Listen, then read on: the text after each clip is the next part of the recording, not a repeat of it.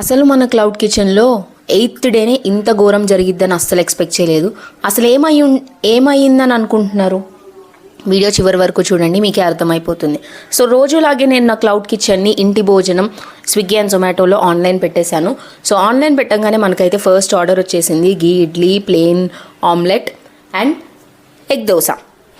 దానికోసం అయితే preparation start చేశాను. సో వెంటనే ఇంకొక ఆర్డర్ వచ్చింది, అస్సలు ఎక్స్పెక్ట్ చేయలేదు. చికెన్ బోన్లెస్ పకోడా అస్సలు ఎక్స్పెక్ట్ చేయలేదు, ఎందుకంటే ఫస్ట్ టైం నాకు బ్యాక్ టు బ్యాక్ ఆర్డర్స్ రావడం. కొంచెం నర్వస్ ఫీల్ అయ్యాను, but at the same time manage చేయాలి అని చెప్పి ఫాస్ట్గా ప్రిపరేషన్ స్టార్ట్ చేసేసాను. ఈ లోపే కిచెన్ మొత్తం మెస్సీ అయిపోయింది. ఫస్ట్ టైం నా కిచెన్ని ఇంత మెస్సీగా నేను చూడడం. బోన్లెస్ పకోడా కూడా దాన్ని కూడా ప్రిపేర్ చేసేసి ప్యాక్ చేసేసాను అండ్ రైడర్ కోసం అయితే వెయిట్ చేస్తున్నా. సో ప్లాస్టిక్ బాక్సెస్ని నేను వేరే రకంగా యూస్ చేద్దాము, లైక్ ప్లాస్టిక్ కాకుండా అనుకున్నా. అండ్ ట్రస్ట్ మీ, మళ్ళీ బ్యాక్ టు బ్యాక్ ఒక 2 ఆర్డర్స్ వచ్చేసినాయి. అస్సలు ఈసారి అయితే ఇంకా ఎక్కువ భయం వేసేసింది. ఎందుకంటే డెలివరీ బాయ్స్కి ఫుడ్ లేట్ అవ్వడం, వాళ్ళేమో నన్ను అడగడం ఏంటి మేడం లేట్ చేస్తున్నారని చెప్పి.